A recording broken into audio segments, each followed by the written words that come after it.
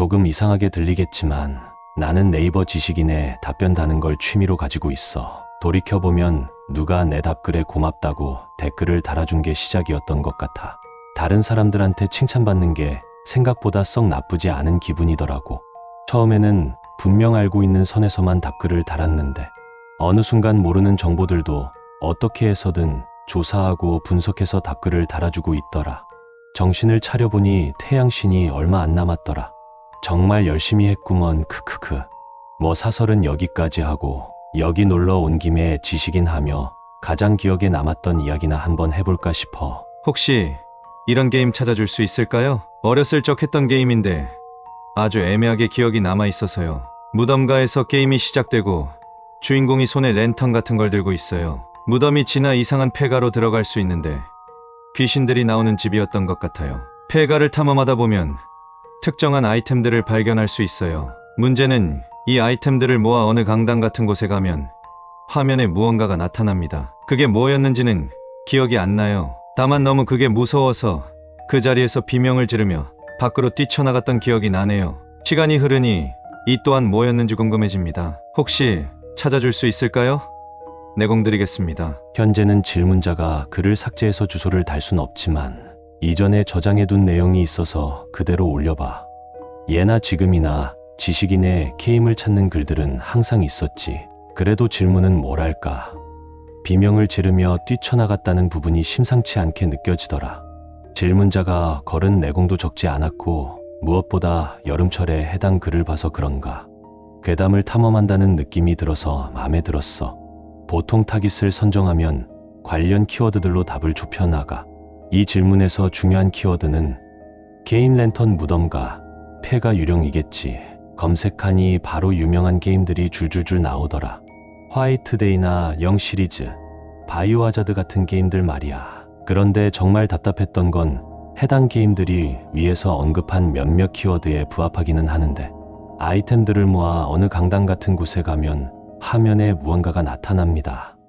이 서술을 만족시키는 게임을 도저히 찾을 수 없었어. 어쩔 수 없이 나는 팔자에도 없던 오래된 게임들까지 조사하게 되었지. MSX라고 알아? 옛날에 게임팩 꽂아서 하는 게임기. 거기서 해당 질문과 가장 유사한 게임을 찾을 수 있었어. 요괴 오프.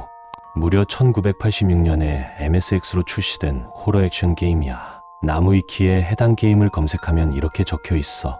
마을에서 동떨어진 곳에 아무도 가지 않는 오래된 저택이 있었다. 그 이름하여 요괴 저택. 한번 발을 들여놓으면 돌아온 자는 없었다고 한다. 어느 날 말괄량이 니카가 귀신 사진을 찍으려고 요괴 저택에 간 뒤 돌아오지 않는 사건이 일어났다. 이 사실을 안 동급생 코우지군은 용감하게도 혼자서 저택을 향했다. 캄캄한 묘지의 끝에 있는 저택에는 무서운 요괴가 바글바글. 코우지군의 무기는 회중전등, 손전등 한 개뿐. 미로와 같은 저택 속에서 리카짱이 남긴 부적에 의지하며 무섭고도 긴 요괴 어드벤처의 여행을 시작한다. 오래된 저택에 귀신 손전등까지 느낌이 팍팍 오지 않아? 설명을 읽고 이거다 싶어 게임 플레이 화면을 찾아봤지. 게임 시작 화면이야. 투박하기 짝이 없는 그래픽인데도 배경이 무덤가라는 걸 쉽게 알 수 있어. 옛날 게임들은 이런 걸 참 잘 표현하더라. 화면을 보면 주인공으로 보이는 인물이 손에 무언가를 들고 있고 주변으로 도깨비불이 떠다니고 있지. 난 여기까지만 고고도 80%는 이거다 확신했어. 무덤가를 지나면 본격적으로 오래된 저택이 나타나. 여기서 주인공은 온갖 종류의 요괴들을 랜턴, 손전등으로 상대하며 빛나는 부적들과 스테이지별로 존재하는 상징물을 찾아야 해. 옛날 게임인데도 맵이 쓸데없이 넓어서 공략이 없으면 찾기도 어렵겠더라.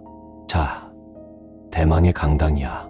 여기는 아이템들을 전부 모으지 않고 가면 아무것도 나타나지 않는 빈 공간이지만 아래 이미지는 보는 사람에 따라 주의피요.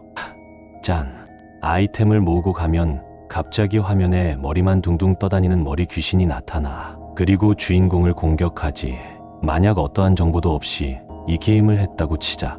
갑자기 사전 예고 없이 저게 딱 하고 나타나는 거야. 하는 입장에서 얼마나 놀라겠어? 하물며 어린아이였을 때라면 충분히 트라우마로 남을 만하다고 생각해. 사건 해결이다. 뿌듯함을 느끼며 지식인의 해당 댓글을 달았어. 그런데 여기서부터 이야기는 예상하지 못한 방향으로 흘러가. 캡처하지는 못했지만 질문자는 나에게 이런 내용으로 답변했어. 와, 정말 감사합니다. 정말 이상한 이야기라고 생각하지만 해당 게임이 기억 속의 그 게임임에는 분명합니다. 하지만 강당에서 나왔다는 머리 귀신이 기억 속의 형태와는 많이 다르네요. 분명 위치는 해당 강당이 맞았다고 생각합니다만 저는 저렇게 생긴 귀신을 본 기억이 없습니다. 이보다 훨씬 끔찍하고 무서운 무언가가 나타났다고 생각합니다. 어찌 된 걸까? 조금 답답한 기분이 듭니다. 해당 답변을 보고 정말 찝찝했어. 게임이 맞으면 맞는 거고 아니면 아닌 거지.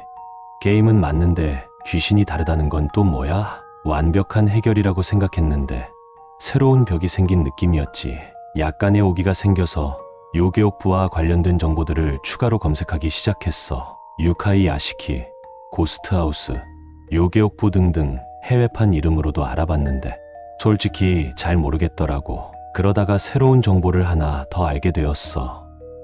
롬해, 개조롬이라고 하는 건데 혹시 들어본 적 있어?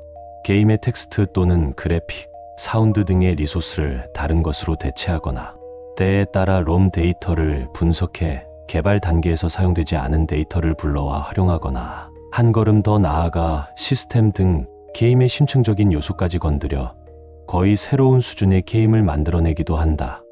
나무위키의 설명이야. 혹시 누군가가 귀신을 다른 이미지로 개조한 롬을 질문자가 플레이한 것은 아닐까? 같은 게임인데 이미지만 다른 거니 충분히 가능한 부분이라고 생각했지.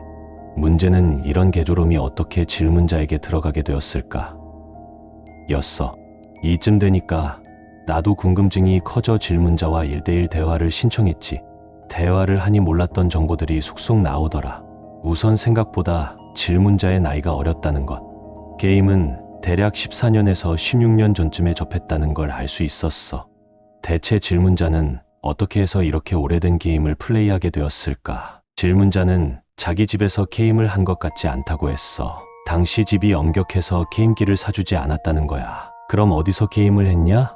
질문자는 그 당시에 알고 지내던 동네 형이 있었는데 자기가 가지고 있지 않던 게임기들이 많아서 매일 부모님 몰래 그 형 집에 찾아가서 게임을 했대. 다른 건 몰라도 형 집에 정말 게임기가 많았다고 하더라고. 그러다 요괴옥부 속 무언가를 보고 소스라치게 놀라게 되었고 다시는 그 형 집을 방문하지 않았다고 하더라고. 대체 그 형의 정체는 무엇일까? 질문자에게 추가 질문을 했지. 인적 사항은 밝히지 않겠어. 형에 대한 답변이 너무 두루뭉술한 부분이 많아서 대상자와 그 형의 집 주소, 해당 시기를 중심으로 검색을 해봤지. 그 형이라는 사람, 그 시기쯤에 자살한 것 같아. 정확히는 동급생을 칼로 찌르고 그 칼로 스스로를 찔렀다더라. 뭘 보고 알 수 있었냐면 당시 지역 신문기사에 이렇게 되어 있어. 심각해지는 학교 괴롭힘의 살인사건 발생. 괴롭힘을 주도하던 학생을 칼로 찌른 뒤 스스로 목숨을 끊어. 해당 학생은 평소 게임을 좋아하고 게임 제작자를 목표로 했던 것으로 밝혀져 중독의 위험성을 다시 생각해 볼 필요성이 있음. 다른 신문들에도 해당 사건이 기록되어 있어. 그 사람 말로 형용하기 어려울 정도로 심하게 괴롭힘을 당했더라. 시기나 위치가 너무도 절묘해서 아무리 봐도 이 사람이라고 생각해 해당 정보를 질문자에게 이야기해 주었더니 한참 있다가 감사합니다. 남기고 글을 전부 삭제했어. 여기서부터는 내 추측. 아마 그 형이라는 사람은 게임을 좋아했고 게임 개발을 하는 게 삶의 낙이었겠지. 그러다 한 동네 꼬마가 자신을 찾아오기 시작했고 자신이 좋아하던 게임들을 같이 좋아해주는 꼬마가 내심 마음에 들었던 거야. 하지만 학교에서의 괴롭힘의 강도는 점점 심해졌고 결국 끔찍한 복수를 계획하게 되었지. 그런데 꼬마는 죄가 없잖아. 이 애와는 더 이상 엮여서는 안 되는 거야. 다시는 찾아오지 못하도록 영영 쫓아버려야 했겠지. 이런 결심을 했던 사람의 심정은 대체 어떠했을까? 어떤 이미지를 게임에 삽입했길래 꼬마가 비명을 지르며 밖으로 뛰쳐나가 영영 돌아오지 않을 정도로 충격을 받았을까? 이 생각을 하면 마음이 저리면서도 소름이 돋아.